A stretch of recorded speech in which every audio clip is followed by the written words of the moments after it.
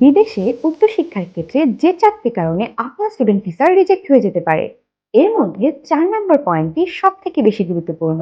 আমরা অনেকেই এই ইনফরমেশনগুলো প্রপারলি জানি না।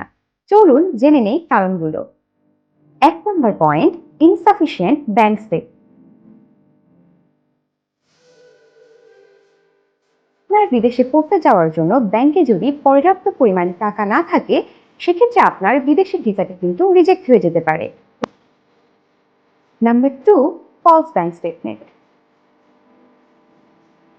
অনেকেই ভাবে যে কোনো একটি ব্যাংক স্টেটমেন্ট দিলে হয়তো তার স্টুডেন্ট ভিসাটি এনশিওর হবে, তবে ধারণাটি একেবারেই ভুল। আপনাকে অবশ্যই বাংলাদেশের একটি অথরাইজড ব্যাংক থেকে ব্যাংক স্টেটমেন্টটি সংগ্রহ করতে হবে।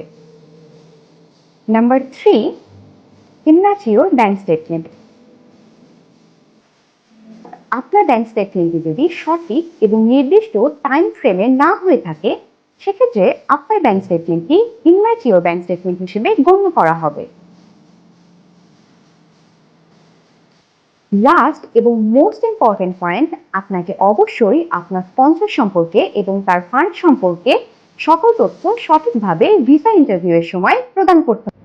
ব্যাংক সম্পর্কিত এই 4টি পয়েন্ট যদি আপনি খুব সুন্দরভাবে এবং সঠিকভাবে প্রোভাইড করতে পারেন, তাহলে কিন্তু খুব সহজেই আপনি আপনার স্টুডেন্ট ভিসাটি নিশ্চিত করতে পারবেন।